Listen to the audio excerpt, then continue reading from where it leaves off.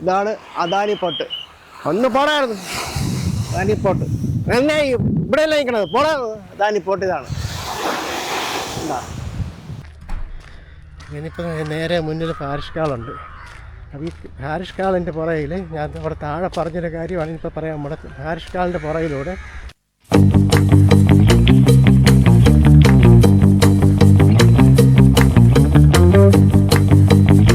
ഞാനിപ്പോൾ നിൽക്കുന്നത് വിഴിഞ്ഞത്താണ്. ഈ തെന്നൂർക്കോണം എന്ന് പറയുന്ന ജംഗ്ഷനിലാണ് നിൽക്കുന്നത്. ഇവിടെ ചെറിയൊരു കുരിശടിയുണ്ട്, കുരിശടി കാണാം. ഇവിടുന്ന് വലതിരിഞ്ഞ് പോകുന്നതാണ് വിഴിഞ്ഞ മെയിൻ ഹാർബറിലേക്കുള്ള ജംഗ്ഷൻ. ഇവിടെ ഇടതിരിഞ്ഞ് പോയി കഴിഞ്ഞാൽ, ഇടത് തിരിഞ്ഞാണെങ്കിൽ ഇവിടെ ഒരു ചർച്ചുണ്ട്, നടന്നു പോകാവുന്ന ദൂരമേ ഉള്ളൂ. അപ്പോൾ ഈ കളിയിക്കാവുള്ള പൂവാറ്, ബാലനാരം അവിടുന്ന് തെക്ക് ഭാഗത്തുനിന്ന് വരുന്നവർ ഇവിടെ വന്നിട്ടാണ് വിഴിഞ്ഞ ഹാർബറിലേക്ക് തിരിഞ്ഞു പോകുന്നത്. ഞാനിപ്പോൾ വന്നത് ഇവിടെ ബാലനാരൻ അവിടെ നിന്നാണ് വന്നത്. അവിടുന്ന് നിരന്തരമായിട്ട് ബസ് ഇങ്ങോട്ടുണ്ട്. ബസ്സും ഉണ്ട്, പ്രൈവറ്റ് വാഹനങ്ങളൊക്കെ ഉണ്ട്, ടെമ്പോ ട്രാവലർ പോലുള്ള വാഹനങ്ങളൊക്കെ ഉണ്ട്. അപ്പോൾ തെക്കുന്ന് വരുന്നവർ ഇവിടെ വന്നിട്ടാണ് തിരിഞ്ഞു പോകുന്നത്. അല്ലാതെ നമ്മൾ തിരുവനന്തപുരത്ത് നിന്നൊക്കെ ആണെങ്കിൽ അവിടെ മെയിൻ ജംഗ്ഷൻ ഉണ്ട്, നമുക്ക് അങ്ങോട്ട് പോകാം. നമ്മളിപ്പോൾ വലത്തോട്ട് തിരിഞ്ഞ് മെയിൻ ജംഗ്ഷനിലാണ് പോകാൻ പോകുന്നത്. അത് അഞ്ചുമുക്ക് ജംഗ്ഷൻ എന്നാണ് അറിയപ്പെടുന്നത്. അതായത് 5 ആക്സസ് ഉള്ള ഒരു ജംഗ്ഷനാണ്. ഓട നിർമ്മാണം നടന്നുകൊണ്ടിരിക്കുകയാണ് ഇപ്പോൾ ഇവിടെ. ഇന്ത്യൻ ഓയിൽ പെട്രോൾ പമ്പൊക്കെയാണ് പല സൈഡിൽ കാണുന്നത്. KSRTC ബസ്സെല്ലാം ഇവിടെ ഇന്ന് ഇടത്തോട്ട് തിരിഞ്ഞിട്ടാണ് ബസ് സ്റ്റാൻഡിലേക്ക് പോകുന്നത്. തെക്ക് നിന്ന് വരുന്ന KSRTC ബസ്സുകളെല്ലാം ഇവിടെ നിന്ന് ഇടത്തോട്ട് തിരിഞ്ഞ് വെള്ളവര കണ്ട് ഇടത്തോട്ട് തിരിഞ്ഞിട്ടാണ് KSRTC സ്റ്റാൻഡിലേക്ക് പോകുന്നത്. നമ്മൾ വലത്തോട്ട് ആണ് പോകുന്നത്. വലത്തോട്ട് പോകുമ്പോൾ 5 സ്ഥലത്തേക്ക് പോകാവുന്ന 5 മുക്ക് ജംഗ്ഷൻ എന്ന് വേണമെങ്കിൽ പറയാം. 5 മുക്ക് ജംഗ്ഷൻ. അപ്പം അങ്ങോട്ടാണ് നമ്മളിപ്പോൾ പോകുന്നത്. ഇവിടെ നിന്നാണ് തിരുവനന്തപുരത്തേക്ക് പോകാനുള്ള. ഇവിടെ ഈ ജംഗ്ഷനിൽ തന്നെ പോലീസ് സ്റ്റേഷനും എല്ലാം ഉണ്ട്. അത് യാതൊരുവിധ അലുക്കുലത്തും ഉള്ള സ്ഥലമല്ല. അടുത്ത് തന്നെ പോലീസ് സ്റ്റേഷൻ. ഇത് പോലീസ് സ്റ്റേഷനാണ്. പോലീസ് സ്റ്റേഷൻ്റെ നമുക്ക് വേണം ഇതിനൊരു 5 മുക്ക് ജംഗ്ഷൻ എന്ന് വേണം നമുക്ക് പേരിട്ട് കളയാം. അപ്പോൾ ഒരു 30ഓളം ആക്സസ് ഉള്ള ഒരു ജംഗ്ഷനാണിത്. ഇത് തിരുവനന്തപുരത്തേക്ക് പോകുന്ന റോഡാണിത്. ഈ റോഡെന്ന് പറയുന്നത് നമ്മൾ ബാലരാമപുരം, കളിയിക്കാവള, പൂവാറ് പോകുന്ന റോഡാണ്. ഈ റോഡെന്ന് പറയുന്ന പള്ളിച്ചൽ, മെയിൻ പള്ളിച്ചൽ എന്ന് പറയുന്ന സ്ഥലത്തേക്ക് പോകുന്ന റോഡാണ്.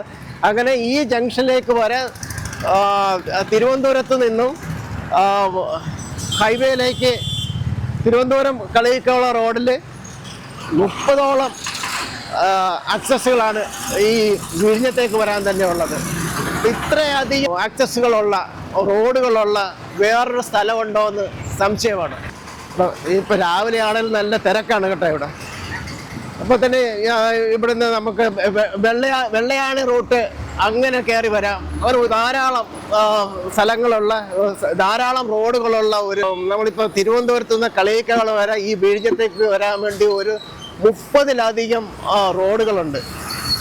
അപ്പം ഇത് മെയിൻ ഫിഷ് ലാൻഡ് സെൻറ്ററിലേക്ക് പോകുന്ന റോഡാണ്. ഈ ആട്ടോ കിടക്കുന്ന റോഡ്. ഇതാണ് ഹാർബറിലേക്ക് പോകാനുള്ള റോഡ്. ഹാർബറിലേക്കും ബസ് സ്റ്റാൻഡിലേക്കും പോകാനുള്ള റോഡ്. ഇതിപ്പോൾ ഇവിടെ ഈ ജംഗ്ഷനിൽ തന്നെയാണ് പോലീസ് സ്റ്റേഷൻ ഉള്ളത്.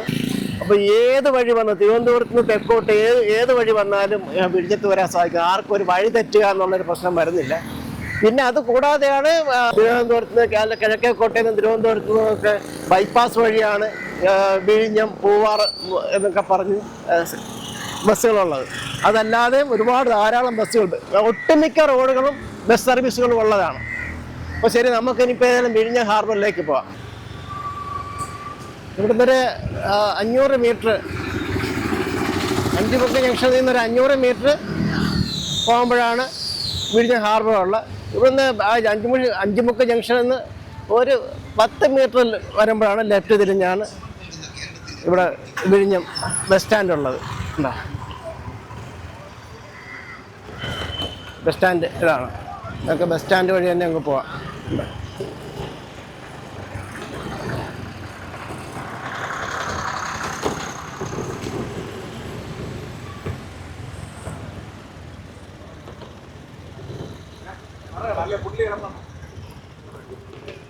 ബസ് സ്റ്റാൻഡും ഒക്കെ ഇച്ചിരി റോഡൊക്കെ അല്പം മോശമാണ്. ഇതാ ബസ് കയറി വരണം, കണ്ട ഇതാ ബസ് കയറി വരണം.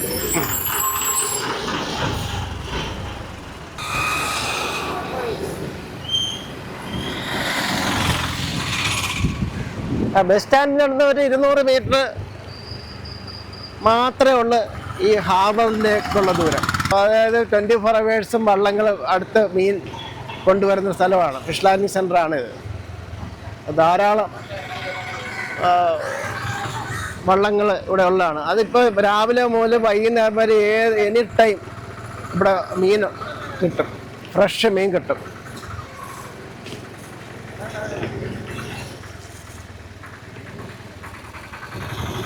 നമ്മളിപ്പോൾ അദാനി പോർട്ടിന് അടുത്ത് എത്തിയിട്ടുണ്ട്, മദർ പോർട്ടിന് അടുത്ത് എത്തിയിട്ടുണ്ട്.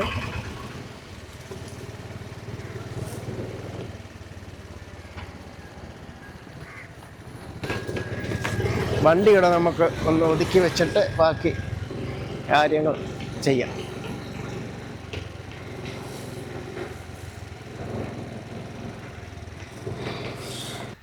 ഇപ്പം ഞാൻ ആദ്യം പറഞ്ഞ പള്ളിയുടെ മുന്നിലുള്ള ക്രിസ്തുരാജ സ്തൂപമാണ് ഈ കാണുന്നത്. ഇതിൻ്റെ പിന്നിൽ കാണുന്നതാണ് ആ പള്ളിയുടെ ഗോപുരം. അപ്പം നമുക്ക് അങ്ങോട്ട് പോകാം. അപ്പോൾ അതിന് മുമ്പോട്ട് നമ്മൾ ആദ്യം പറഞ്ഞ പള്ളി ആണല്ലോ, ആ പള്ളിയിലേക്ക് പോകാത്തവർക്ക് ഇവിടെ വരുമ്പോഴും ഈ ഹാർബറിൻ്റെ അടുത്ത് വരുമ്പോഴും ഹാർബറിൻ്റെ ഇടതുവശത്തൂടെ പള്ളിയിലേക്ക് നടന്നു പോകാനുള്ള ഒരു നടപ്പാതയുണ്ട്. അത് കാണിച്ചു തരാം. ഇപ്പം ഇത് ക്രിസ്തുരാജൻ്റെ സ്തൂപാണ്. അതിൻ്റെ ഇടതുവശത്തൂടെ ഇപ്പോൾ നമ്മളിവിടെ വാഹനം പാർക്ക് ചെയ്താലും കണ്ടത് ഇടതുവശത്തോടെ ഇതിലൂടെ അങ്ങ് നടന്നു പോയാൽ ആ ചർച്ചിലെത്താൻ സാധിക്കും. അപ്പോൾ അവിടെയും ആ ചർച്ചിൻ്റെ അവിടെയും വാഹനങ്ങൾ പാർക്ക് ചെയ്യാനുള്ള സൗകര്യമുണ്ട്. അത്യാവശ്യം ഭക്ഷണ സാധനങ്ങൾ കിട്ടുന്ന, വെള്ളവും സ്നാക്സൊക്കെ കിട്ടാനുള്ള ഷോപ്പുകളൊക്കെ ഉണ്ട്. അത് അവിടെ കാറും വാഹനങ്ങളൊക്കെ ടെമ്പോ ട്രാവലും എല്ലാ വാഹനങ്ങളൊക്കെ പാർക്ക് ചെയ്താലും നിങ്ങൾക്ക് ഇവിടെ എല്ലാം ചുറ്റി സഞ്ചരിച്ച് കണ്ടു മടങ്ങാൻ സാധിക്കും. അതല്ല ഇവിടെ വന്നാൽ ഇവിടെ എപ്പോഴും നല്ല തിരക്കാണ്. ഇവിടെ എപ്പോഴും ഇവിടുത്തെ ഈ ബിസിനസ്സുമായിട്ട് ബന്ധപ്പെട്ട് എപ്പോഴും വാഹനങ്ങളാണ്. അപ്പോൾ അതുകൊണ്ടാണ് ഞാൻ 2 സ്ഥലവും പറഞ്ഞ് മനസ്സിലാക്കുന്നത്.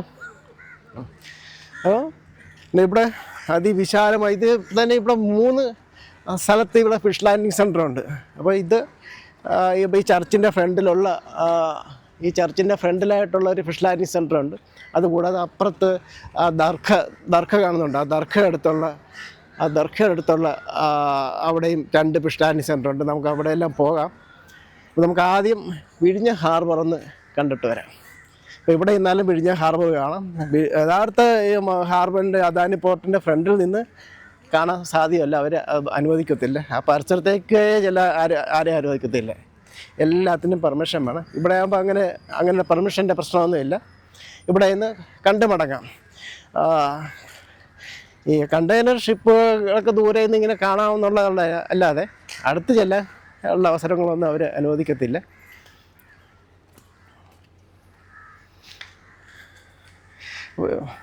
ഇവിടെ ഇവിടെ പണ്ട് മുതലേ ഒരു പുലിമുട്ടുണ്ട്. കാര്യം ഈ ഫിഷ് ലാൻഡിങ് സെൻ്ററുമായിട്ട് അനുബന്ധമായിട്ടുണ്ടായിരുന്ന പുലിമുട്ടാണ് ഈ കാണുന്നത്. അതൊക്കെ ഈ അദാനി പോർട്ട് വന്ന കാലഘട്ടത്തിലാണ് ഇവിടെ ഈ മതിലെല്ലാം വെച്ച് കെട്ടിയടിച്ച്, മറ്റേ ഇങ്ങനെ ഓപ്പണായിട്ട് കിടക്കുകയായിരുന്നു. അപ്പോൾ ഇവിടെ ഒരു ചെറിയൊരു ടിക്കറ്റ് കൗണ്ടറെല്ലാം ഉണ്ടായിരുന്നു. ഇവിടെ ഇത് ഒരു ടിക്കറ്റ് കൗണ്ടറായിരുന്നു.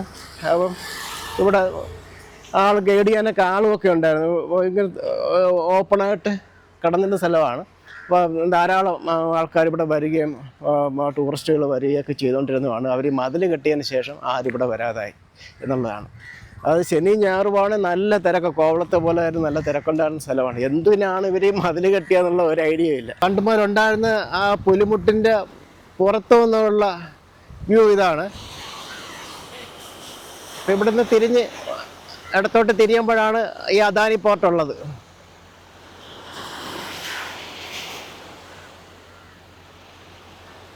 നിങ്ങൾ നേരിട്ട് വരുമ്പോൾ ഇതിനേക്കാളും കുറച്ചുകൂടെ വ്യക്തമായിട്ട് ഇവിടെ ഇന്ന് ഇത് കാണാൻ സാധിക്കുന്നതാണ്. അപ്പോൾ അതിനോട് ചേർന്ന് തന്നെ ഇവിടുത്തെ തീരദേശവാസികളുടെ മത്സ്യബന്ധന ബോട്ടുകളൊക്കെ ആണ് ഈ കാണുന്നത്. അപ്പോൾ ധാരാളമുണ്ട്. ഇപ്പോൾ അവർ മത്സ്യബന്ധനം കഴിഞ്ഞ് വന്ന് വലയെല്ലാം കൊണ്ടുവന്ന് ശരിയായിക്കൊണ്ടിരിക്കുകയാണ്.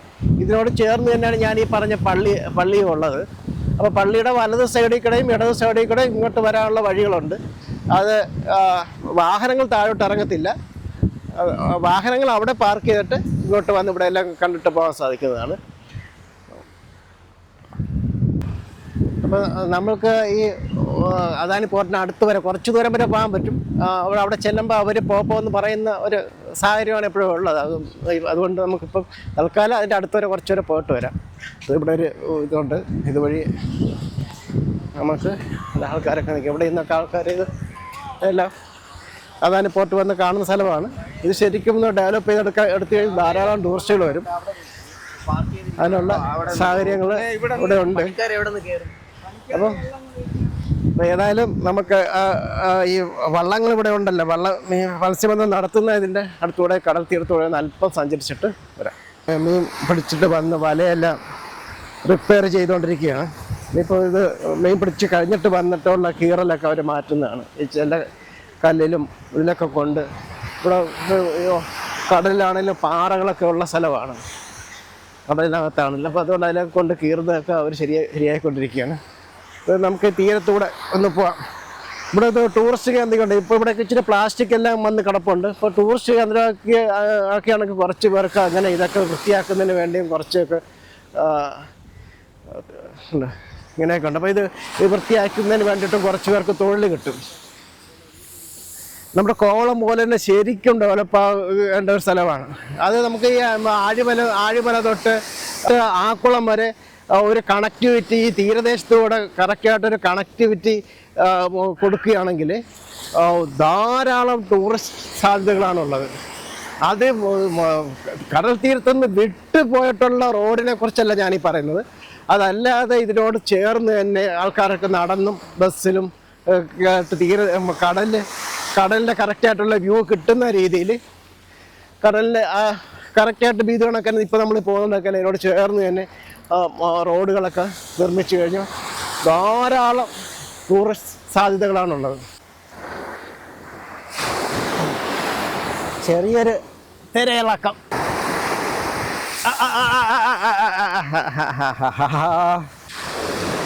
വള്ളങ്ങളൊക്കെ ഇങ്ങനെ അടുക്കി വെച്ചിരിക്കുന്നത് കാണാൻ നല്ല മനോഹരമാണ്, അതിമനോഹരമാണ്. ഒരു വള്ളം ഇവിടെ വന്ന് അടുക്കാറായി വന്ന് കിടക്കുന്നു. മീനൊക്കെ ഫിഷ് ലാൻഡിങ് സെൻറ്ററിൽ കൊടുത്തിട്ട് ഇവിടെ കയറ്റി വയ്ക്കാൻ വേണ്ടി വരുന്നുണ്ട്. നമ്മളിപ്പോൾ ഫിഷ് ലാൻഡിങ് സെൻറ്റർ ഹാർബറിൻ്റെ അടുത്തേക്കാണ് നമ്മളിപ്പോൾ വന്നുകൊണ്ടിരിക്കുന്നത്. എല്ലാം കിടച്ചാച്ചാ മീന് പഞ്ചവാ മീന് തന്നെ ഇട്ട് ചൂണ്ടിരുന്നത്. കാലമേ വരും. എത്ര മണിക്ക് വരും? ഇനിയിപ്പോൾ ഇടുവാ, ചൂണ്ട ഇടുവാ. ഇപ്പോൾ കല്ല് കെട്ടിയിട്ടുണ്ടോ? ഇല്ല, ചുമ്മാ എറിഞ്ഞാൽ മതിയാ. ഞാനും മുമ്പ് വരുമായിരുന്നു ഇവിടെ. മറ്റേ പുല്ലിമുട്ടുണ്ടായിരുന്നില്ലേ, ആ മതിൽ കെട്ടുന്നതിന് മുമ്പ് വരുമായിരുന്നു. കല്ലുണ്ട്. വേണ്ട, ഇത് ചൂണ്ട. എത്ര ചൂണ്ടയുണ്ടെണ്ണ? 2, 4, 6, 8, 10. എന്നാൽ 10 ചൂണ്ട ഇട്ടിട്ട് ഇതിപ്പോൾ എറിയാൻ പോവുകയാണ്. നമുക്ക് നോക്കാം. ഞാൻ മാറി നിൽക്കണം. എങ്ങനെയാണ്? ശരി. ഓക്കെ. എണ്ണ ഇപ്പോൾ എറിയുന്ന കാണേണ്ടതാ. അതൊക്കെ ഒരു പ്രത്യേക ബാലൻസാണ്. അതാ കണ്ട അടിപൊളിയായിട്ട് വരുന്നത്. എത്ര മിനിറ്റ് കൊണ്ട് നമുക്ക് എത്ര മിനിറ്റ് ഇടേണ്ടി വരും ഇത്? ഒന്ന് രണ്ട് മീൻ കിട്ടി അണ്ണന്.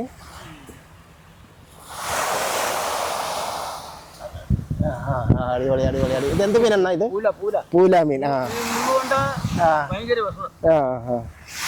അണ്ണന് അങ്ങനെ ഒരു പൂല മീൻ കിട്ടി. മറ്റത് വേറൊന്നും കൂടെ വന്നല്ല, കാര.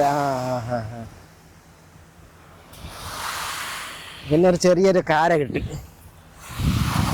അങ്ങനെ 2 മീനാണ് അണ്ണന് കിട്ടിയത്.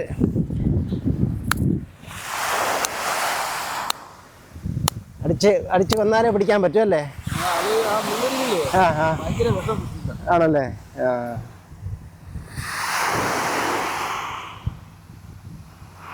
ഓഹോ,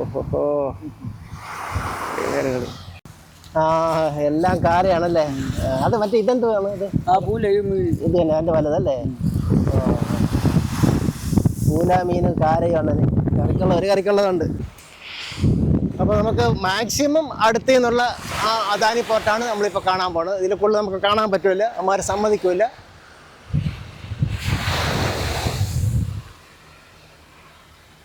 മാക്സിമം അടുത്തു നിന്നുള്ള അദാനി പോർട്ടാണ്.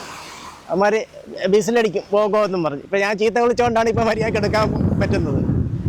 ആദ്യം അമ്മമാർ ബിസിലടിച്ച് ഞാൻ രണ്ടെണ്ണം പറഞ്ഞപ്പോൾ അമ്മമാർക്ക് മതിയായി. ഇപ്പം ബിസിലടിയൊന്നുമില്ല. ശരിയെന്നാ പോട്ടെ അണ്ണാ. ബോട്ടുകളെല്ലാം ഇങ്ങനെ അടുത്തടുത്തടുത്ത് രാവിലത്തെ ഫിഷിങ്ങും കഴിഞ്ഞിട്ട് ഇവിടെ കൊണ്ടുവന്ന് എല്ലാം ലാൻഡ് ചെയ്തിരിക്കുന്നതാണ്. അപ്പോൾ അതിനോട് ചേർന്ന് തന്നെയാണ് ചർച്ചിൻ്റെ ഗോപുരം നമ്മളിപ്പോൾ കാണുന്നത്. ചർച്ചിൻ്റെ ഗോപുരം കാണുന്നത്. നമുക്ക് ചർച്ചിനടുത്തേക്ക് പിന്നീട് പോകാം, ഒടുക്കം പോകാം. ധാരാളം ബോട്ടുകളാണ് ഉള്ളത്. അപ്പോൾ ഏതായാലും നമുക്ക് ഇത് കഴിഞ്ഞിട്ട് നമുക്ക് ഹാർബറിൻ്റെ വിശേഷങ്ങളൊക്കെ ഒന്ന് പറയാം. വിഴിഞ്ഞം ഫിഷ് ലാൻഡിങ് സെൻ്ററുമായിട്ട് ബന്ധപ്പെട്ട് നമുക്ക് ചില കാര്യങ്ങളൊക്കെ സൂചിപ്പിക്കണം. ഇപ്പോൾ പള്ളിയുടെ അടുത്ത് അവിടെ ചേർന്ന് ഒരു കുറച്ച് പുതിയതായിട്ട് കുറച്ച് ബിൽഡിങ്ങുകളൊക്കെ വെച്ചിട്ടുണ്ട്. അപ്പോൾ ഷോപ്പിങ്ങും ലോഡ്ജ് പോലെയൊക്കെ എന്തോ ആണെന്ന് തോന്നുന്നുണ്ട്. കാറും ബൈക്കും ഒന്നും പോകത്തില്ല, നടന്ന് പോകാൻ പറ്റുന്ന ഒരിതാണ്. അത് ഒന്ന് കാണിച്ചു തരാമെന്ന് വിചാരിച്ച്, വരുന്നവർക്ക് സൗകര്യമായിരിക്കും അല്ലേ അമ്മ? ആ പള്ളിപ്പോയതാ, അതാ കച്ചവടമാ. അവിടെ ഇരിക്കുന്ന കടയുടെ പിന്നെ ഇരിക്കുന്ന കണ്ടോ അവിടെ? അപ്പം അതുകൊണ്ട് ഒന്ന് ഈ വഴിയൊന്ന് ചെറിയ മുടുക്കൂടി എല്ലാവർക്കും അറിയത്തില്ല. എല്ലാവരും അവിടെ പള്ളിയെടുത്ത് വന്നിട്ട് കറങ്ങിപ്പോകാറാണ്. ടൂറിസ്റ്റുകളൊക്കെ വന്നിട്ട് ഹാർബറൊക്കെ നോക്കാൻ വന്നിട്ട് കറങ്ങിപ്പോകുന്ന പരിപാടിയാണുള്ളത്. പള്ളി ഇങ്ങനെ നല്ല ഹൈറ്റിൽ നിൽക്കുകയാണ്, ഒരു രക്ഷയില്ല. ഭയങ്കര ഇന്ന് വെള്ളിയാഴ്ച ആയതുകൊണ്ട് ഇന്ന് വലിയ പ്രാധാന്യമൊന്നും ഇല്ല. എങ്കിലും പള്ളിയുടെ ഇരുവശങ്ങളിലൊക്കെ ഒന്ന് പോയിട്ട് വരാം. നോക്ക് എന്തൊക്കെ മെയിൻ്റനൻസ് ഉണ്ട്. തറയോടൊക്കെ ഇരിക്കണം. അപ്പം അത് തന്നെ ഇവിടെയൊക്കെ തറയോടൊക്കെ പള്ളിയിൽ തറയോടൊക്കെ വിരിക്കാൻ പോകരുത്. പള്ളിയിൽ വലിയ ഭയങ്കരപ്പെട്ട പള്ളിയാണ്. ഇപ്പം ഇത്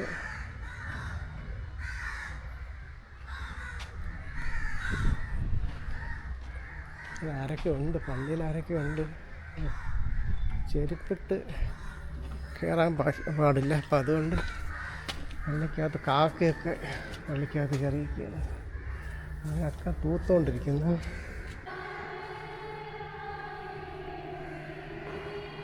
പാട്ട് നടക്കുന്നുണ്ട്. വേറെ കാണാൻ അറിയില്ല.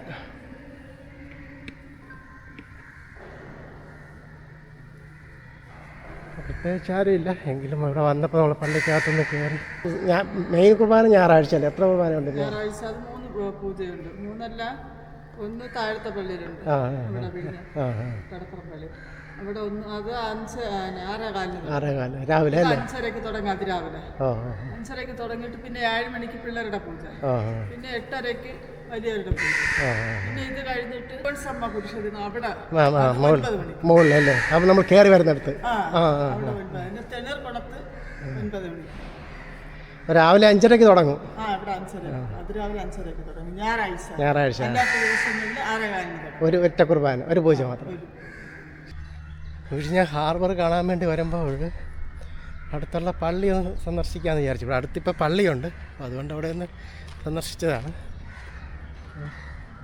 ഇവിടെ തറയോട് വിരിക്കാൻ പോകണം, അതിൻ്റെ പരിപാടിയാണ്. ഇനിയിപ്പോൾ നേരെ മുന്നിൽ പാരിഷ് ഹാളുണ്ട്.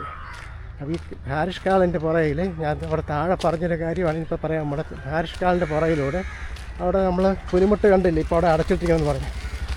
മതിലെല്ലാം പൊക്കി കെട്ടി അടച്ചു. മുമ്പ് അങ്ങനെ അല്ലായിരുന്നു. അപ്പോൾ ഈ പള്ളിയുടെ ഇടത് സൈഡിൽ കൂടെ ഇറങ്ങി വരുമ്പോഴേക്കാണ് ഈ ബിൽഡിങ് കാണുന്നത്. ആ ബിൽഡിങ്ങിൻ്റെ ഇടത് സൈഡിൽ കൂടെ ഇങ്ങോട്ടുള്ള ഈ വഴി, ഇതുവഴി നേരെ ഒരു സ്ലോപ്പ് പോലെ പാലം പോലെയൊക്കെ ചെയ്തെടുത്താൽ, ബ്രിഡ്ജ് പോലെയൊക്കെ ചെയ്ത് നമ്മുടെ പുലിമുട്ട് വരെ കൊണ്ടുപോകുക. പുലിമുട്ടിൻ്റെ അവിടെ ഒരു ക്രൂയിസ് ഷിപ്പിൻ്റെ പുലിമുട്ട് വരെ ഇവിടുന്ന് ഇങ്ങനെ കൊണ്ടുപോകുക. അപ്പോൾ ധാരാളം ആൾക്കാർക്ക് ഇവിടെ വന്ന് ഈ അദാനി പോർട്ട് കാണാനും വിഴിഞ്ഞം ഹാർബർ കാണാനും എല്ലാം അവസരം ഒരുങ്ങും. അപ്പോൾ ഈ വിഴിഞ്ഞം അദാനി പോർട്ടിനടുത്തേക്ക് പോകേണ്ടത് ആവശ്യം വരും. ഇവിടെ ഇന്ന് തന്നെ നല്ല വൃത്തിയായിട്ട് കാണാൻ പറ്റുമല്ലോ. ഇപ്പോൾ ഞാൻ ഷൂട്ട് ചെയ്യാൻ വേണ്ടി എൻ്റെ അടുത്തേക്കൊന്ന് പോയെന്നല്ലേ ഉള്ളൂ. അപ്പോൾ അങ്ങനെ അപ്പോൾ ഇവിടെ മത്സ്യബന്ധന ബോട്ടുകൾക്ക് അവർക്കും ഒരു ശല്യമില്ല. അപ്പോൾ ഇതിൻ്റെ സൈഡിൽ കൂടെ ഒരു നടപ്പാത, പാലം പോലെ ഒരു നടപ്പാത കെട്ടിയെടുത്ത് കഴിഞ്ഞാൽ അപ്പോൾ ആ ഷോപ്പിനടുത്ത് വരുമ്പോൾ ഒന്ന് സ്ലോപ്പ് ചെയ്ത് കൊടുത്താൽ അവിടെ ഇറങ്ങി ഭക്ഷണവും ഡ്രിങ്ക്സും ഒക്കെ കഴിക്കാൻ പറ്റുന്ന രീതിയിലേക്കുള്ള സംവിധാനം ഇറക്കിക്കൊണ്ട് ഈ പുലിമുട്ട് ഉണ്ട്, ആ കാണുന്ന പുലിമുട്ട് നമ്മൾ ആദ്യം പറഞ്ഞ പുലിമുട്ടില്ലേ, പഴയ പുലിമുട്ടാണ്, ആ ഹാർബറിന് വേണ്ടിയിട്ട് പണ്ട് കാലത്ത് നിർമ്മിച്ച പുലിമുട്ടാണ്. പണ്ടവിടെ ഈ മതിലൊന്നും ഇല്ലായിരുന്നു. ഈ അദാനി പോർട്ട് വന്നതിന് ശേഷമാണ് അവിടെ മതിലൊക്കെ കെട്ടുന്നത്. ആ മതിലൊക്കെ പൊളിച്ച് കളഞ്ഞിട്ട് ഈ പുലിമുട്ട് അതിവിശാലമായിട്ട് കിടക്കുന്നൊരു പുലിമുട്ടാണ്. എനിക്ക് തോന്നുന്ന ഒരു 500 മീറ്ററോളം നീളത്തിലാണ് ആ പുലിമുട്ടിട്ടിരിക്കുന്നത്. ആ പുലിമുട്ടിനെ ഒരു ക്രൂയിസ് ഷിപ്പ് മോഡലിലേക്ക് കണ്ടത്. ഇപ്പോൾ ഇവിടെ എല്ലാം കാട് പിടിച്ചിട്ടൊക്കെയാണ്. ഇതെല്ലാം വൃത്തിയായിക്കൊണ്ട് ഇവിടെ ഒരു നല്ലൊരു 5 അടിയോ 10 അടിയോ വീതിയിലൊരു ഫുട്പാത്ത് നിർമ്മിച്ചു കഴിഞ്ഞാൽ ഇവിടെ ഈ പുലിമുട്ടിൻ്റെ അടുത്തേക്ക് വരുമ്പോഴേക്കും അത് ഒരു ക്രൂയിസ് ഷിപ്പ് മോഡലാക്കി കഴിഞ്ഞാൽ വളരെയധികം ടൂറിസ്റ്റുകൾക്ക് ഇവിടെ വന്നിട്ട് പോകാനുള്ള അവസരമായിരിക്കും എന്ന് പറയുന്നത്. ഇതാണ് ഈ പുലിമുട്ടിൻ്റെ ഇവിടുന്ന് ഇത് നല്ല ഹൈറ്റിൽ ഒരു ക്രൂയിസ് ഷിപ്പ് മോഡൽ നല്ല മനോഹരമായിട്ട് ഒരു 5-10 സ്റ്റെപ്പ് ഇതായിട്ട് നിലകളായിട്ട് പൊക്കിയെടുത്ത് നമ്മൾ ഒറിജിനൽ ക്രൂയിസ് ഷിപ്പ് കാണും കണക്ക് സിമെൻറ്റിലും കോൺക്രീറ്റൊക്കെ ചെയ്തെടുത്ത് കഴിഞ്ഞാൽ ഇങ്ങനെ അതിൻ്റെ ഒരു പാത ഇങ്ങോട്ടിങ്ങനെ കൊടുക്കുക. ആ പള്ളി ബിൽഡിംഗ് വരെ അങ്ങ് കൊടുത്തു കഴിഞ്ഞാൽ ഇപ്പോൾ കാടെല്ലാം പിടിച്ചെടുക്കണം. അവിടെ കൊടുത്തു കഴിഞ്ഞാൽ ധാരാളം ടൂറിസ്റ്റുകൾ വരികയും ഒരു 10-30 പേർക്ക് ഡയറക്റ്റായിട്ട് തന്നെ തൊഴിൽ കിട്ടും. ക്രിസ്ത്യൻ്റെ ആ സ്തൂപം കാണുന്ന അവിടെ നിന്ന് ഇങ്ങനെ നമ്മൾ തിരിഞ്ഞിങ്ങനെ പ്ലാൻ ചെയ്ത് വരുമ്പോൾ അങ്ങനെ നമ്മൾ നോക്കുമ്പോഴേക്ക് ഇവിടെ എല്ലാം നല്ല മനോഹരമായ സ്ഥലങ്ങളാണ്. ഇതാണ് ഞാൻ പറഞ്ഞ പുലിമുട്ടെന്ന് പറയാം. മുമ്പ് ഇവിടുന്ന് ചെറിയൊരു പാസ് മൂലമായിരുന്നു ഇവിടുന്ന് അകത്തേക്ക് പ്രവേശനം ഉണ്ട്. അന്നേരം ഈ മതിലൊന്നും ഉണ്ടായിരുന്നില്ല. ഇപ്പോൾ ഈ അദാനി പോർട്ട് വന്നതിന് ശേഷമാണ് ഈ മതിലൊക്കെ കെട്ടി അടച്ച് ആർക്കും കാണാൻ പറ്റാത്ത ഇതിലേക്ക് ആക്കിയിരിക്കുന്നത്. വലിയൊരു ക്രൂയിസ് ഷിപ്പ് മോഡലിൽ ഇത് ചെയ്തെടുത്തു കഴിഞ്ഞാൽ ഒരു 5 നിലയോ 10 നിലയോ ആയിട്ടുള്ള രീതിയിൽ എടുത്താൽ ധാരാളം ടൂറിസ്റ്റുകൾ വരും. അപ്പോൾ ഇതിനു മുമ്പ് ഈ അദാനി പോർട്ട് വരുന്നതിന് മുമ്പും ഈ മതിൽ കെട്ടുന്നതിന് മുമ്പൊക്കെ ശനി ഞായർ ദിവസങ്ങളിലെല്ലാം ഇവിടെ ഇതിൻ്റെ ഈ പുലിമുട്ടിൻ്റെ അറ്റത്ത് വന്നിട്ട് നമ്മളൊക്കെ ചൂണ്ടയിട്ടുകൊണ്ട് ഇരുന്ന സ്ഥലമാണ്. അപ്പോൾ ധാരാളം മീനുകൾ കിട്ടും. അത് ചിലർ അത് മീൻ പിടിക്കാനായിട്ട് വരുന്നവർ അവരെന്ത് ചെയ്യുന്നത് വെച്ച് കഴിഞ്ഞാൽ അവർ ടൂറിസ്റ്റായിട്ട് വരുന്നവർ ചോദിക്കുമ്പോൾ അവർക്ക് കൊടുക്കും. അല്ലാത്തവർ ഇപ്പം എന്നെപ്പോലുള്ളവരാണ്, നമ്മൾ അത് ഹോബിയായിട്ട് വരും. അത് കൊണ്ടുപോയി വൈകുന്നേരം കുറച്ച് സമയം അല്ലെങ്കിൽ രാവിലെ കുറച്ച് സമയം വന്നിരുന്ന് ഹോബിയായിട്ട് വന്ന് മീൻ പിടിക്കുന്നത് അത് വീട്ടിലേക്ക് കൊണ്ടുപോകും. ചിലപ്പോൾ ധാരാളം കിട്ടും, ചില സമയത്ത് കുറച്ചായിരിക്കും, ചില സമയത്ത് ധാരാളം കിട്ടും. അപ്പോൾ ഇവിടെ തന്നെ പണ്ട് ഇവിടെ ചെറിയ ക്രൂസ് ഷിപ്പുകളൊക്കെ ഷിപ്പുകളൊക്കെ ഇവിടെ ലാൻഡ് ചെയ്തിട്ടുള്ളതാണ്. ഇപ്പോൾ ഈ കോവളം ടൂറിസവുമായിട്ട് ബന്ധപ്പെട്ട് ഇതിനു മുമ്പ് ഇവിടെ ക്രൂയിസ് വന്നിട്ടുള്ള സ്ഥലം തന്നെയാണ്. അപ്പോൾ അന്നേരം വരുന്ന ക്രൂയിസുകളൊക്കെ ഇവിടെയാണ് വന്നുകൊണ്ടിരുന്നത്. ഈ പോർട്ടിലാണ് വന്നുകൊണ്ടിരുന്നത്. ഇത് ചെറിയൊരു പോർട്ട് തന്നെയാണ്. റഷ്യക്കാരൻ്റെ ബോട്ടുകളാണ് കിടക്കുന്നത്. ഞാനിപ്പോൾ താഴോട്ട് അവിടെ നമുക്ക് പോകാവുന്ന സ്ഥലങ്ങളാണ്, താഴോട്ടൊക്കെ പോകാവുന്ന സ്ഥലങ്ങൾ, പിന്നെ അവിടെ പ്രത്യേകിച്ച് കാണാനില്ല. അപ്പം ഇപ്പോൾ അങ്ങോട്ട് പോയി പുലിമുട്ടിനങ്ങേറ്റൊന്നും പോയി ചൂണ്ടിടാൻ പറ്റാത്തതുകൊണ്ട് ഇപ്പോൾ വരുന്നവർ യുവാക്കളൊക്കെ ഇവിടെ വന്നിരുന്നൊക്കെ ചൂണ്ടിടുന്നവരുമുണ്ട്. ഈ പ്രദേശവാസികളൊക്കെയാണ് പറഞ്ഞത്. മറ്റങ്ങനെയല്ല, ദൂരെ നിന്നൊക്കെ വന്ന് ഇവിടെ വന്ന് ഒരു ഹോബിയായിട്ട് ചൂണ്ടിടാനൊക്കെ വരുന്നവരായിരുന്നു.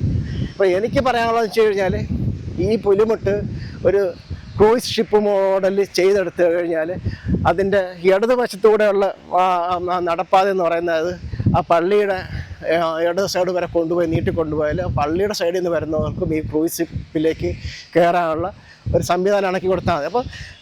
അപ്പോൾ മുമ്പ് ഈ പുലിമുട്ടിൽ ചെറിയൊരു ടോക്കൺ ഫീസ് കൊടുത്തിട്ടാണ് ഇവിടെ പ്രവേശനം ഉണ്ടായിരുന്നത്.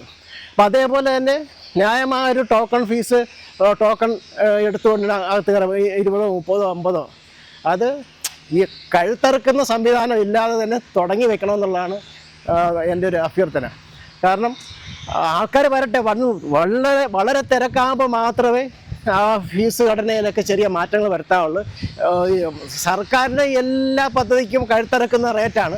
ആ സംവിധാനത്തിലേക്ക് പോകാതെ കൂടുതൽ ജനങ്ങൾ വന്നിട്ട് അതിൽ നിന്ന് നേട്ടമുണ്ടാക്കുന്ന സംവിധാനത്തിലേക്ക് വരികയാണെങ്കിൽ വലിയൊരു ടൂറിസം സാധ്യതയാണ്. ഒരു 10, 30, 40 പേർക്ക് ഇതിലൂടെ തന്നെ ഡയറക്റ്റായിട്ട് തൊഴിൽ കിട്ടും.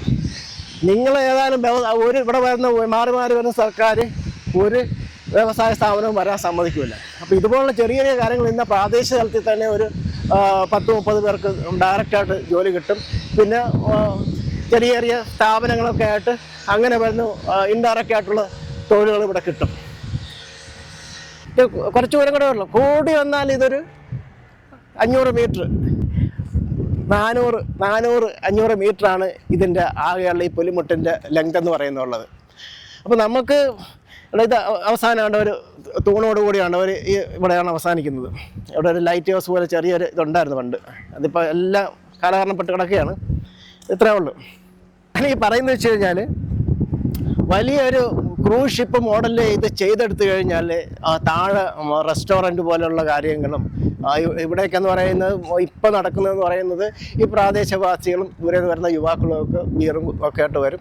ബീറുമൊക്കെ സാധനങ്ങളൊക്കെ വാങ്ങിച്ചിട്ട് വന്ന് അടിച്ചുകൊണ്ട് പോകുന്ന ഒക്കെയാണ് ഇവിടെ ഇപ്പോൾ ഉള്ളത്. മുമ്പ് അത്രയില്ലാതെ ഈ മതിലെല്ലാം ചുറ്റും വന്നപ്പോഴേക്കും ഒരു മറയായി. അപ്പോൾ വന്ന് യുവാക്കളൊക്കെ വന്ന് മറ്റ് പ്രശ്നങ്ങളൊന്നുമില്ല. അടുത്ത പോലീസ് സ്റ്റേഷനോ അതൊക്കെയുള്ള മറ്റു വന്ന് അവർ വന്ന് രഹസ്യമായിട്ട് വന്ന് അടിച്ചുകൊണ്ട് പോകുന്നൊരു അവസ്ഥയാണ് ഇപ്പോൾ ഉള്ളത്. ബിയറും കാര്യങ്ങളൊക്കെ കൊണ്ട് അടിച്ചുകൊണ്ട് പോകുന്നൊരു അവസ്ഥയാണ് ഉള്ളത്. അപ്പോൾ അതൊക്കെ അങ്ങനെ വേണമെങ്കിൽ ഒരു അക്സസ് കൊടുക്കാവുന്നതാണ്, ഒരു മാർഗം കൊടുക്കാവുന്നതാണ്. അപ്പോൾ താഴെ വലിയ റെസ്റ്റോറൻറ്റുള്ള വിശാലമായി കിടക്കുകയല്ലേ, വലിയ റെസ്റ്റോറൻറ്റിനുള്ള അവസരങ്ങൾ കൊടുക്കുക.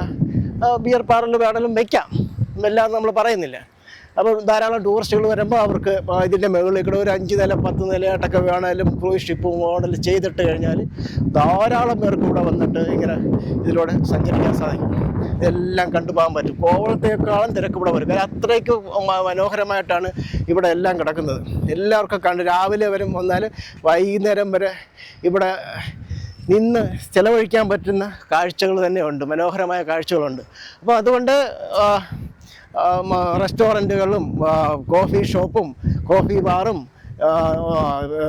ജ്യൂസുകളും ഫ്രഷ് ജ്യൂസുകളും എല്ലാം കൊടുക്കാൻ പറ്റും. അപ്പോൾ അതിന് മാത്രം ആളുകൾ വന്നുകൊണ്ടിരുന്ന സ്ഥലമാണ്. അതുകൊണ്ട് ദയവേദി ഈ മതിൽ പൊളിച്ച് കളഞ്ഞിട്ട് ക്രൂസ് ഷിപ്പ് മോഡൽ ചെയ്താൽ, അതായത് ഒറ്റ ഇൻവെസ്റ്റ്മെൻറ്റാണ്. ഒറ്റ ഇൻവെസ്റ്റ്മെൻറ്റിൽ പിന്നെ ആയുഷ്കാലം അതിൽ നിന്ന് വരുമാനം ഉണ്ടാകും.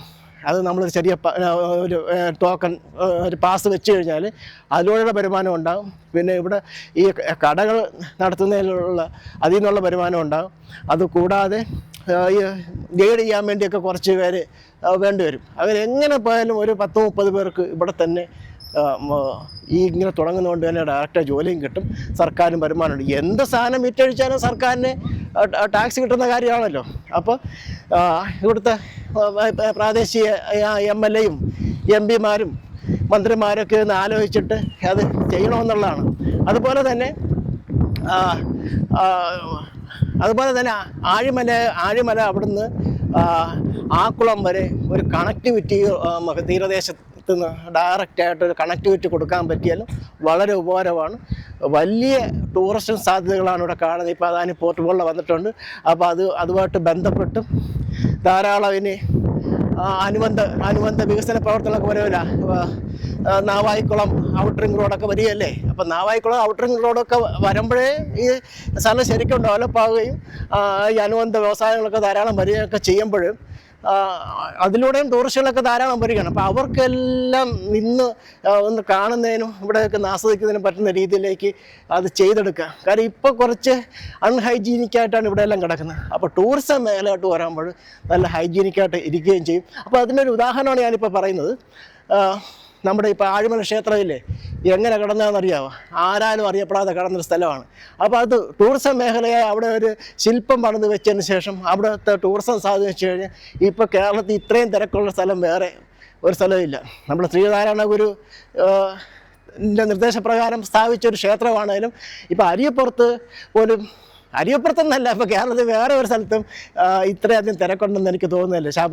ശബരിമല കഴിഞ്ഞാൽ പിന്നെ എനിക്ക് തോന്നുന്നത് ഏറ്റവും കൂടുതൽ തിരക്കുള്ള സ്ഥലം എന്ന് പറയുന്നത് ആഴിമല ക്ഷേത്രമാണെന്ന് പറയേണ്ടി വരും. അത് നല്ല തിരക്കാണ് അവിടെ. പിന്നെ അവിടെ സ്ഥലം പരിമിതി ഉള്ളത് കൊണ്ടാണ് ഇത്രയും കൂടുതൽ തിരക്ക് തോന്നിക്കുന്നതെങ്കിലും അവിടെ ഇപ്പോൾ ടൂറിസ്റ്റോട് നല്ല വ്യവസായങ്ങൾ, നിങ്ങൾ ജസ്റ്റ് ഒന്ന് പോയി നോക്ക്, എന്തെല്ലാം വ്യവസായങ്ങളാണ് ഇപ്പോൾ അവിടെ നടക്കുന്നതെന്ന് നോക്ക്. എത്ര പേർക്ക് തൊഴിൽ കിട്ടിയെന്ന് നോക്കുക. ഒരു ഇഷ്ടാവട്ടത്തിൽ എത്ര പേർക്ക് തൊഴിൽ കിട്ടിയെന്ന് നോക്കുക. ഉദാഹരണമായിട്ട് ഞാൻ ചൂണ്ടിക്കാണിക്കുന്നത്. അപ്പോൾ ഇവിടെ അതിൻ്റെ ഒരു 100 ഇരട്ടിയിലധികം അവിടെ ായിട്ട് കമ്പയർ ചെയ്തിട്ടാണ് ഞാൻ ഈ പറയുന്നത്. 100 ഇരട്ടി വികസനം ഇവിടെ നടക്കും. അതുകൊണ്ട് ഒരു കാര്യം കൂടെ പറയുന്നു, ഇവിടുത്തെ പ്രാദേശികവാസികൾ ഉത്സാഹിച്ചാൽ നടക്കത്തുള്ളൂ. പൊളിറ്റീഷ്യന്മാരൊന്നും പെട്ടെന്നൊന്നും അവർ മാറില്ല. അവർ ഈ വിദേശ രാജ്യങ്ങൾ എവിടെയെല്ലാം പോയെന്ന് പറഞ്ഞാലും അവർ മാറില്ല. നമ്മളായിട്ട് തന്നെ മുൻകൈ എടുത്ത് ഇത് ചെയ്യണമെന്നുള്ളതാണ് എനിക്ക് പറയാനുള്ളത്.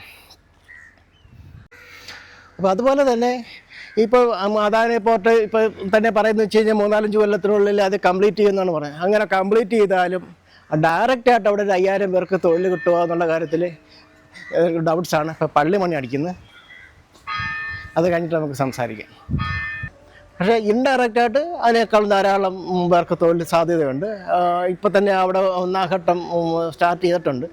അപ്പോൾ എത്ര പേർക്ക് അവിടെ തൊഴിലുണ്ടെന്നുള്ളത് അന്വേഷിച്ചത്. അത് മാത്രമല്ല, അത് ഈ ഇലക്ട്രോണിക്സ്, കമ്പ്യൂട്ടർ ആ രീതിയിലാണ് അതിൻ്റെ ക്രെയിനും കാര്യങ്ങളും എല്ലാം വർക്ക് നടക്കുന്നത്. അപ്പോൾ അതുകൊണ്ട് തന്നെ അതുപോലുള്ള കാര്യങ്ങളിൽ അധികം തൊഴിൽ സാധ്യത എത്രത്തോളം ഉണ്ടെന്നുള്ളത് നമുക്ക് ചിന്തിക്കാവുന്നതാണ്.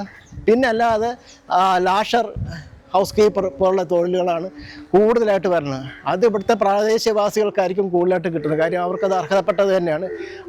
അതിന് മാത്രം കഷ്ടതകൾ അനുഭവിച്ചിട്ടാണ്, പാരമ്പര്യമായ തൊഴിലുകളെല്ലാം നഷ്ടപ്പെടുത്തിയിട്ടാണ് അവർ നിൽക്കുന്നത്. അപ്പോൾ അവർക്ക് പ്രാദേശികവാസികൾക്ക് തന്നെ കൊടുക്കുന്നത് തന്നെയാണ് നല്ലതെന്നാണ് വ്യക്തിപരമായ എൻ്റെ ഒരു അഭിപ്രായം. പിന്നെ ഉള്ള ടെക്നിക്കലായിട്ടുള്ള എൻജിനീയറിങ്, മറൈൻ എൻജിനീയറിങ്, ഡിപ്ലോമ, ഇതുമായിട്ട് ബന്ധപ്പെട്ട ഒരുപാട്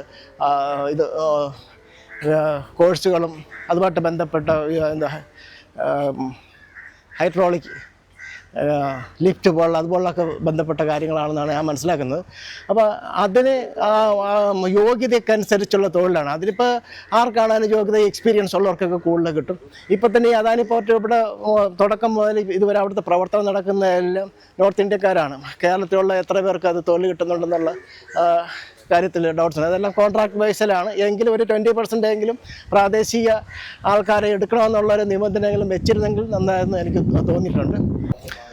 അപ്പോൾ അതുപോലെ തന്നെ സാധാരണക്കാരന് ഒരു സ്ഥാപനം തുടങ്ങുമ്പോഴേക്കും അതിൻ്റെ മുന്നിൽ വന്ന് INTUC, BMS, INTUC, CATU എല്ലാവരും വന്ന് തൊഴിൽ തർക്കങ്ങളും പ്രശ്നങ്ങളൊക്കെ ഉണ്ടാക്കുന്ന കണ്ടിട്ടുണ്ട്. അത് അടച്ചുപൂട്ടി ഇല്ലാതായി പോകുന്നതാണ് ഒരു അവസ്ഥയാണ് എപ്പോഴും നമ്മുടെ കേരളത്തിൽ ഉണ്ടാകുന്നത്. ഈ അദാനി പോർട്ടിൻ്റെ മുന്നിൽ വന്നിട്ട് ആരെങ്കിലും അങ്ങനെ ചെയ്തതായിട്ട് നിങ്ങൾക്ക് കാണാമോ? ഇവരൊക്കെ എവിടെയായിരുന്നു? BMS കാണാനില്ല, CATU കാണാനില്ല, INTUC കാണാനില്ല. ആർക്കും തൊഴിലും വേണ്ട, ഒന്നും വേണ്ട. കോൺട്രാക്ട് ബേസിലാണെങ്കിൽ ഒരു 20% എങ്കിലും കിട്ടാനുള്ള അർഹത ഉണ്ടായിരുന്നു. അങ്ങനെ കിട്ടുന്നുണ്ടോ ഇല്ല എന്ന് എനിക്കറിയത്തില്ല, നിങ്ങൾക്കറിയാമെങ്കിൽ ഒന്ന് പറയുക. അപ്പോൾ തീർച്ചയായിട്ടും പ്രാദേശികവാസികൾക്ക് തൊഴിൽ കിട്ടുന്ന രീതിയിൽ ഒരു 20% എങ്കിലും അവിടുത്തെ കൺസ്ട്രക്ഷൻ മേഖലയിലെങ്കിലും കിട്ടണമെന്നുള്ളത് ന്യായമായ കാര്യമാണ്. എൻ്റെ കറക്റ്റായിട്ടുള്ള ഡീറ്റെയിൽ എനിക്ക് അറിയില്ല. ഇപ്പോൾ തന്നെ 1-ാം ഘട്ടം ഇവിടെ ആരംഭിച്ചിട്ടുണ്ട്. എത്ര പേർക്ക് തൊഴിൽ കിട്ടിയെന്നുള്ളത് അക്കൗണ്ടബിളല്ല. അപ്പം ഇതിപ്പോൾ പൂർത്തിയാക്കുമ്പോഴും 5000 പേർക്ക് തൊഴിൽ കിട്ടാനുള്ള സാധ്യത ഇല്ലെന്നുള്ളതാണ് എൻ്റെ ഒരു നിഗമനം. അനുബന്ധ തൊഴിലുമായിട്ട് ബന്ധപ്പെട്ട് 5000 അല്ല 10,000 പേർക്കും വരെ ചിലപ്പോൾ തൊഴിൽ കിട്ടാനുള്ള സാധ്യത ഉണ്ടെന്നുള്ളതാണ്. പിന്നെ സർക്കാർ നല്ല ഒരു ടാക്സ് വരുമാനം ഇതിലൂടെ കിട്ടും, അതിലൊന്നും തർക്കമില്ല. അപ്പം ഞാൻ പറയുന്നത് അത്രയും വലിയ പ്രോജക്റ്റ് അല്ലെങ്കിലും ഇതുമായിട്ട് ബന്ധപ്പെട്ട പ്രാദേശിക സ്ഥലങ്ങളൊക്കെ കുറച്ചുകൂടെയൊക്കെ നീറ്റും വെടിപ്പ് ആക്കിയിട്ട് കഴിഞ്ഞാൽ ടൂറിസം സാധ്യത വളരെ വലുതാണ്. അതിലൂടെയൊക്കെ നമുക്ക് കുറച്ച് തൊഴിൽ കണ്ടെത്താൻ സാധിക്കുകയുള്ളൂ.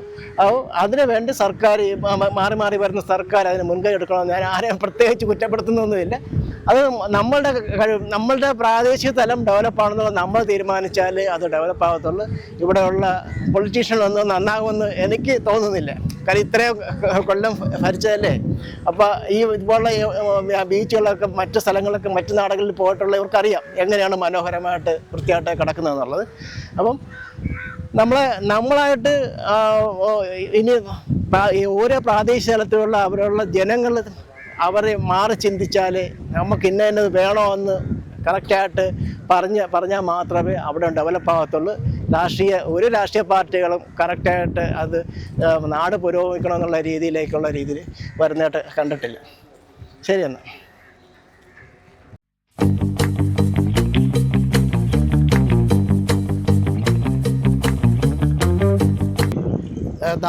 വിശാലമായിട്ട് ധാരാളം സ്ഥലമാണ് ഇവിടെ ഉള്ളത്. കണ്ടോ, വിശാലമായിട്ട് ഇത് എനിക്ക് തോന്നുന്ന പള്ളിയുടെ സ്ഥലമാകാനാണ് സാധ്യത. വലിയൊരു മുസ്ലിം ജമാഅത്ത് പള്ളിയുണ്ട് ഇവിടെ.